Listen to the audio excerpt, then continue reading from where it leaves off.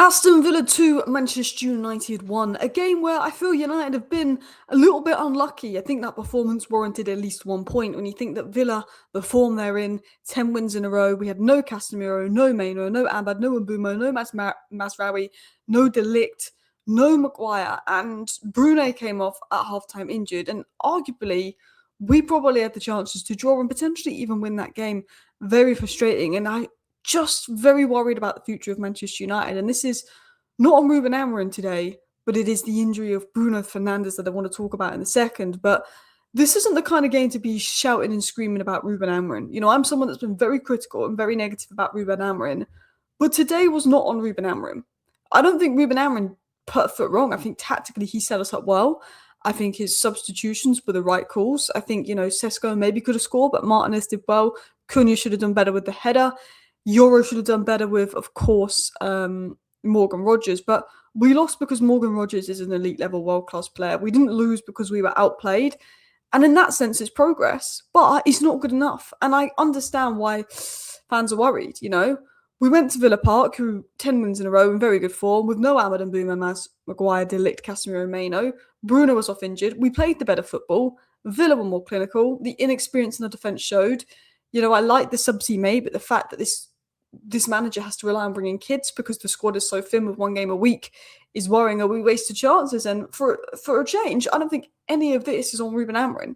I'm someone that will, shout about Ruben Amorim when he gets things wrong, but I'll also be honest if I think that wasn't on Amorim and that wasn't on Amorim today. But it is worrying, and I understand why fans are worried because we have 17. We've kept just one clean sheet by game week 17. The lowest at this stage of the season since 1962. One clean sheet. And people say, but when De Ligt and Maguire are back, but we weren't keeping clean sheets with De Ligt and Maguire. Yes, we could have done with an experienced defender today. That is worrying. 2 wins in 50 days. That is worrying. You can say 2 losses as well. West Ham, Forest, Everton, Bournemouth, who just drew to Burnley. It is worrying. Now, I've been very critical of Amorim. Today, I will not criticise Amorim. Amorim didn't put foot wrong. Look at the players we had out. Look at the performance. The bigger picture is worrying. But what is worrying me, what has me worried was Amorim's comments.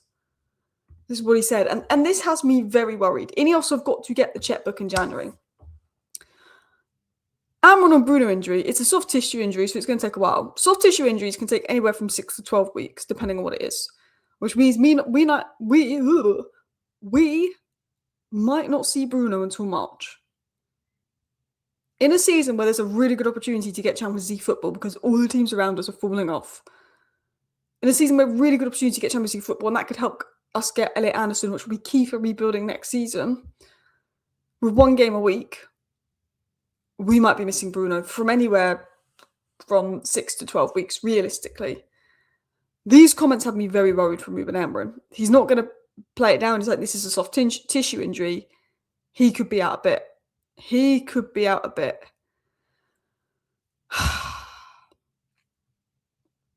I'm worried. Ineos need to get the checkbook out. January 1st, 1.5 weeks away. Semenyo and a midfielder. Get the checkbook out. Semenyo and a midfielder. Get the checkbook out. Xerxes is going to go. Bruno's injured. Get me set. Semenyo and a midfielder. Ugarte can go because Lissandro Martinez can be our DM. So maybe we'll go for Mark Gay. Maybe go for Mark Gay and Ugarte can go and Leach can be our DM because, look, I don't think Leach is the long-term answer, but he's better than Ugarte. But I'm worried. We're going to get some updates on Bruno Fernandes tonight, so make sure you subscribe because I will do a live show at 10 tonight. We're going to talk about Ugarte. I'm going to talk about Yoro later, but Yoro's a young kid, so I'm going to give him more leniency. Manuel Ugarte has to go.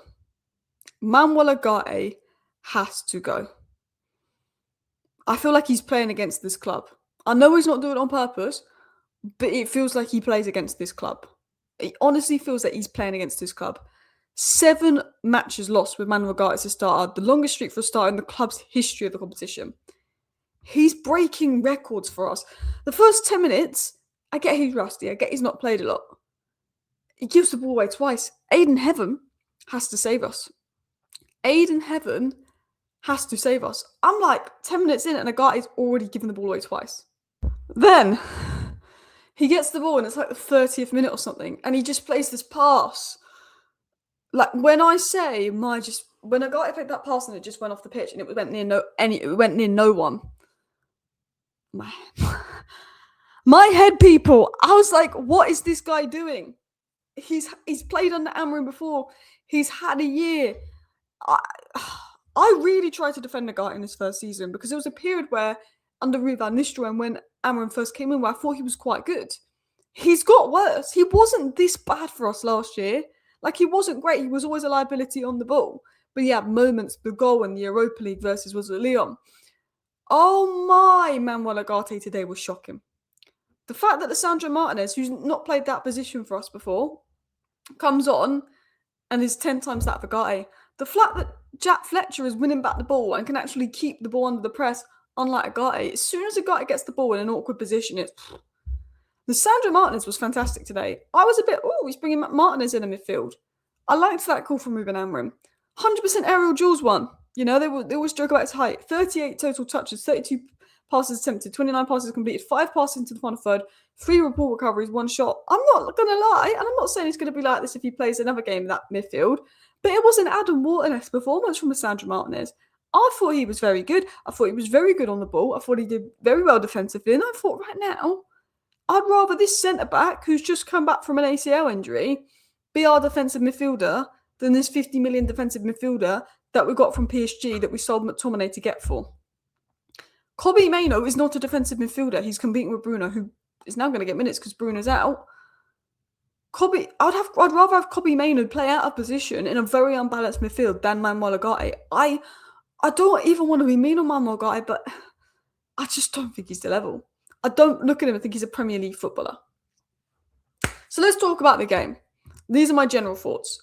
Much better from United, but it wasn't good enough. We're not good enough. I'm not going to criticise Amorim today. This isn't a game to be criticising Amorim for, but we're not good enough. 2 wins in 8, it's worrying. We deserved a point. I thought we were the better team. I thought Villa took their chances better. But the defending was poor. Lenny Yoro has to do better. For both goals, has to do better. Morgan Rogers is a quality player, but Lenny Yoro should know what he wants to do and should not be giving him that space. And those poor defending from Lenny Yoro and us not taking chances up the other end with Cunha's header cost us today. Not Amorim, not his tactics. Today it was on the players. I will say when it's on Ruben Amorim, and I will say when it's on the players. Everton was on Ruben Amorim. West Ham, I felt was partly on Ruben Amorim. Today, I felt was on the players. Because I thought Amorim made the right call with the limited subs he had. Now, Lenny Yoro, I believe, will have a very good career. And I believe will be a very good footballer. And he is 19, 20. He's a centre-back. He's having a poor period. He will learn and grow from that. Semenyo at 20 was playing in League One. Just because you're not there at 20 doesn't mean you're not going to be there at 24. So, Lenny Yoro just needs time to develop. He's having a bump in the road. Ugarte, get him gone. Cunha, I thought, was fantastic in the first half. Absolutely running the show. Frustrated me a bit in the second half. Cunha's going to have to step up big time now with Bruno Fernandes out. He's going to have to step up big time. But I thought him and Mount was selfish in the second half. I thought Cunha was unbelievable in the first half, running the show.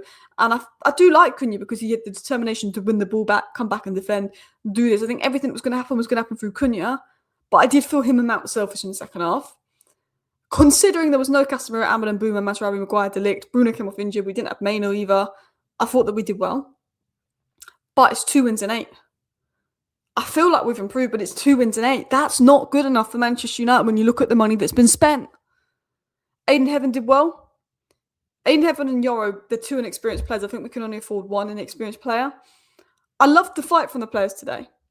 We made it hard for Villa. Villa were never comfortable. And Villa are a good side. We made Villa look like a crap side that just scored 2 good goals. I thought Dorgu did well. I was frustrated with Dorgu at times because he got the ball and I was like, just take on Matty Cash. And he was like stuttering with the ball. And I don't know if that's a lack of confidence from Dorgu. But there was times where I felt that Dorgu looked uncomfortable and he was frustrating me. But he got an assist and he should have had a second assist for the Cunha header. And defensively, I think he did well.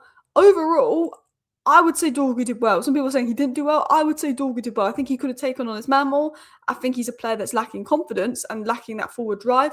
I thought he did well. I thought Aiden Heaven did well. We made a last man tackle. He won 7 duels. He made 4 recoveries. I think Lenny Yoro struggled. I think obviously Ugarte struggled. There's been a lot of stick on Sesko. People saying he has to score that chance. I felt Cunha's chance he probably had to score with a header. Sesko, I think that Emmy Martinez did very well, and I don't think that's an easy chance to score. We've seen Haaland miss chances like that. I think people are being too harsh on Sesko, to be honest. But look, Ruben Neves, Ruben Neves and Semenyo. If Bruno is out, Ruben Neves and Semenyo, get them in January.